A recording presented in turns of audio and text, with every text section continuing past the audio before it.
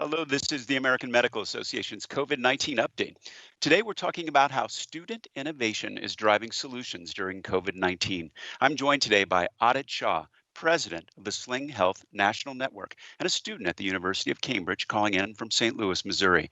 Dr. Avik Sam, co-founder of CareSignal Health, a Sling Health alumni company, and previous president and founder of Sling Health, and a resident physician at Massachusetts General Hospital in Boston. And Vithika Nag, a graduate student in biomedical engineering at Duke's Pratt School of Engineering and a member of the Sling Health COVID-19 boot camp team in Durham, North Carolina. I'm Todd Unger, AMA's Chief Experience Officer in Chicago, and it's the preference of the group that we will be going by first names today. First question is for you, Avik. Can you tell us a little bit about what Sling Health is and the work that's happening even pre-COVID? Yeah, of course.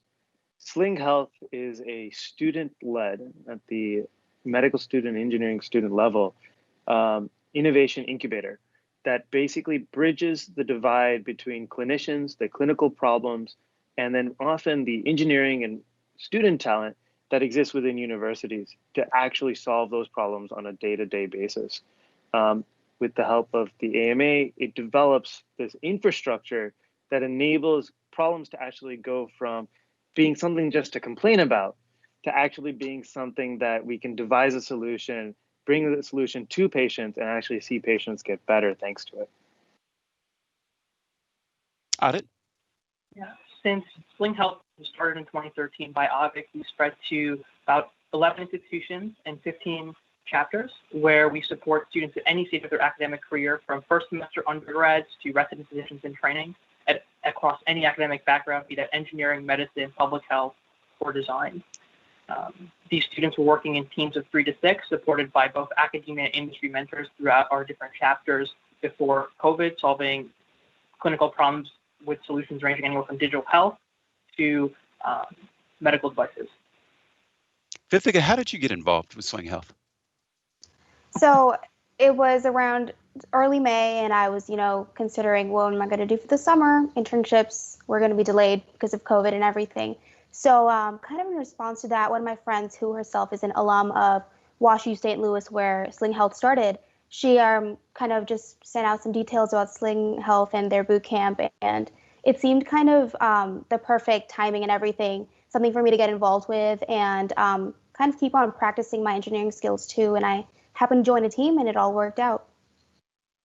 Adit, how has the pandemic caused you to pivot in terms of the work that Sling Health is doing?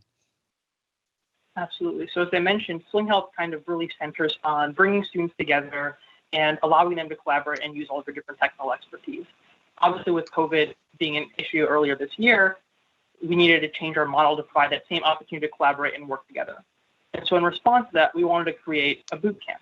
What we had seen in March and April was many universities across the nation offering what we like to call hackathons, or weekend-long design challenges, that ask students from many different technical expertise to come together and ideate around a problem.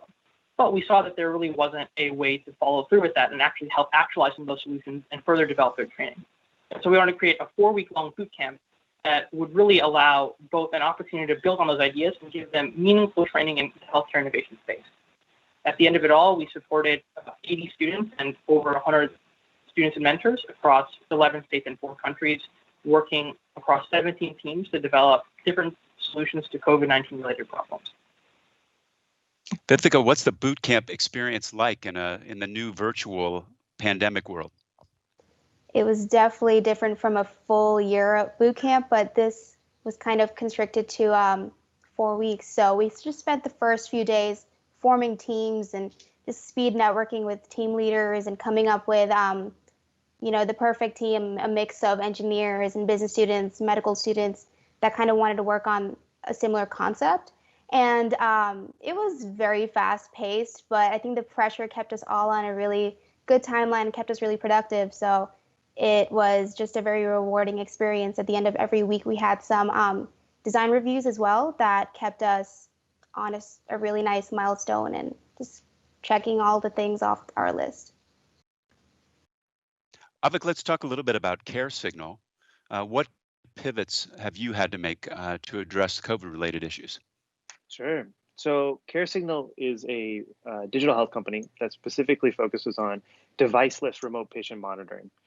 So prior to COVID, the company was primarily focused on how do we bring chronic disease management, such as managing anything from diabetes to depression, on a day-to-day basis for care managers to basically bring healthcare proactively to all patients without requiring a novel device, in this case using text messages or phone calls. When COVID really sort of struck the United States, we rapidly saw that there was a immediate need among clinicians and hospital systems to sort of get both information out there for patients that are potentially experiencing some variation of symptoms. And so essentially we generated effectively a text messaging support line, something we called the COVID suite. And that we ended up giving for free to any provider that needed to use it. And so that actually has ended up being used by over 10,000 patients and providers, and functionally splits into three groups. One being the COVID companion, which is really messaging that's straight from the CDC and updated as such, as well as something called COVID Connect. So if you are in a quarantine, something to connect you between you and your doctor about if your symptoms are getting worse or better. And then a COVID staff support, because often what ended up happening, of course, for staff is questions about PPE as well as our own symptoms and making sure things are there. And so CareSignal developed this suite and wanted to provide that as a public service. Now, you've got a pretty unique viewpoint among the three of you as a resident providing care during the pandemic. What are you seeing right now at your hospital, and how can student innovation help support physicians in this moment? Absolutely. So I'm calling from Boston, where we've been lucky that the total case volume has dropped recently. And I think what's nice about that is, of course, it gives us a little bit of breathing room, but at the same time, we start seeing other issues, other faults that have happened from the COVID pandemic, including that for the very recent future, basically, the patients are sometimes unwilling to come into the hospital. And that there is this fear of coming into a healthcare provider because of that. And so different technology solutions have arisen, including elements like telehealth, as well as even among chronic disease management, this entire conversion from going into a home, for instance, on a day-to-day basis, to now doing everything telephonically. I think student innovation is really critical for two reasons. One, it cuts across silos. Medicine has all of its specialties. Each specialty has its own particular needs and wants and sees a small slice of the patient. And students have this broad view where they get to go from group to group and say, you know, how do I actually take care of the patient as a whole? How do I take care of society as a whole? And so towards that, we start developing solutions that aren't necessarily the one specific problem, but actually helping the remainder of the population. So I think student innovation is so critical because it bridges that divide, and often students are the ones that are willing to put in the legwork, the sweat equity, so to speak, to really get something up and running when the rest of the system is bogged down by actually doing the day-to-day taking care of patients. Vithik, have you learned anything in particular through your boot camp? I mean, how you innovate during a pandemic, and how that's different from maybe some other time in our history? So definitely with not being in the same location as your team, it turns out that it's a lot harder to be efficient in the way that you communicate abstract ideas. For my team, we started with sketches. Our project was surrounding this device that we were trying to make, and these sketches were done by myself, and it was actually really difficult to convey what they would look like in real life without having just a face-to-face communication with the rest of your team. And that definitely was the first hurdle that we had to get out of the way, coordinating timings across different time zones as well. And even, you know, like scientific jargon, everyone had a different background. So it was really important to get everyone kind of caught up with each other and be at that same playing field so that everyone felt comfortable and, you know, was contributing something of their strength and felt like they were making a difference as part of the team. I know you mentioned up front that the AMA works closely with Sling Health. Can you tell us a little more about the partnership and the role that partners play in innovation? So the AMA has been critical in helping spread Sling's mission nationally. They've been a partner for several years, helping us both on the event and programmatic side. What I mean by this is, they've supported our national demo day that brings together our top teams from all of our chapters annually, to helping us develop workshops in partnership with other biomedical incubators and giving us access to tools that allow our teams to better collect data on patient problems. The AMA has been really vital in helping us connect with the resources and industries that we really need to best provide these opportunities to innovate for our students. And I think more broadly than that, just like how our students come from a variety of technical expertise, so do our partners. Our partners span across academia and industry, across legal, healthcare, business, VC, because these are all the different players that are involved in medical technologies, all the different perspectives that go into deciding what goes into a hospital versus what doesn't. And by having all of these partners, partly due to the amazing work the AMA has been doing for us, has been vital in allowing us to spread our mission of healthcare innovation and continue to educate students about this space. Avik, any other comments about the collaboration with the AMA? I think our AMA, starting from the beginning, it was the local chapters of the AMA that were very on board. They provided often the clinical expertise, giving that outside of the ivory tower insight, as well as being able to, the collaboration with the AMA in part was because I was able to be a delegate to the House of Delegates at one point, and you hear this groundswell of knowing, things that are missing on the clinical care side. And so what was amazing for the AMA was it was able to bridge both of these interests, and as well as actually say, well, we can solve this not only by policy changes, but also by doing innovation directly, and then being able to loop clinicians involved who may or may not have ever thought of that as something they themselves could participate in was fantastic. And it was great to have that as a student, and even as a resident now, to be able to see that as a partnership and a role really makes our AMA feel much more active and exciting. Well, last question, one for each of you.